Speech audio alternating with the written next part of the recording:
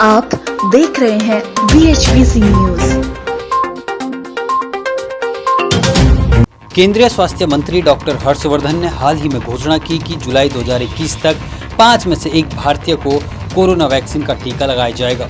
केंद्रीय मंत्री ने हाल ही में कहा था कि 2021 की पहली तिमाही में देश में कोरोना की वैक्सीन उपलब्ध हो जाएगी। भारत सहित दुनिया भर में कोरोना वायरस के वैक्सीन पर तेजी से काम चल रहा है। हालांकि अभी तक यह पता नहीं है कि कौन सा टीका पहले हम तक पहुंचेगा। विश्व स्तर पर 7 से ज्यादा टीकों के परीक्षण अंतिम चरण में हैं। कोरोना वायरस बुजुर्गों में प्रतिरक्षा पैदा करती है या नहीं, यह एक गंभीर सवाल है। कोरोना वायरस के लिए मॉडर्ना INC की बनाई वैक्सीन mRNA 1273 का बुजुर्गों पर भी सकारात्मक असर देखा गया है। अमेरिका की जैव प्रौद्योगिकी कंपनी मॉडर्ना जल्द ही अपनी कोरोना वैक्सीन बाजार में लाने वाली है।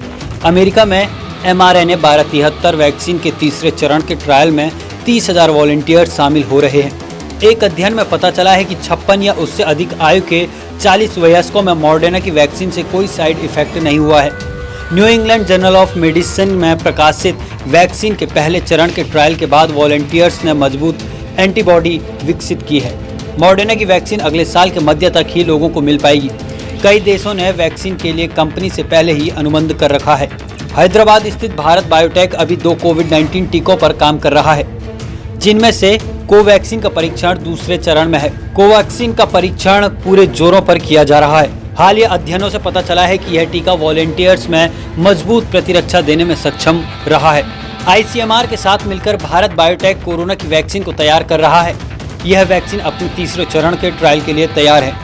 ऑक्सफोर्ड यूनिवर्सिटी के वैक्सीन प्रोजेक्ट में स्वीडन की फार्मा कंपनी एस्ट्राजेनेका भी शामिल है। इस वैक्सीन का तीसरे चरण का ट्रायल किया जा रहा है। नई जानकारी के अनुसार वैक्सीन की प्रतीक्षा जल्द समाप्त होने वाली है। दिसंबर से लोगों के लिए शुरुआती खुराक उपलब्ध होंगे। हालांकि अगले 6 महीनों में ही सभी के लिए डोज उपलब्ध होंगे। ऑक्सफोर्ड यूनिवर्सिटी की रिसर्च टीम साल के आखिरी तक ब्रिटेन की नियामक संस्था medicine and health care product regulatory agency यानी कि MHRA के पास रजिस्ट्रेशन के लिए आवेदन करेगी। भारत सहित कई देश इस टीके के लिए जोर लगा रहे हैं। इस वैक्सीन को भारत में कोविशील्ड के नाम से बेचा जाएगा।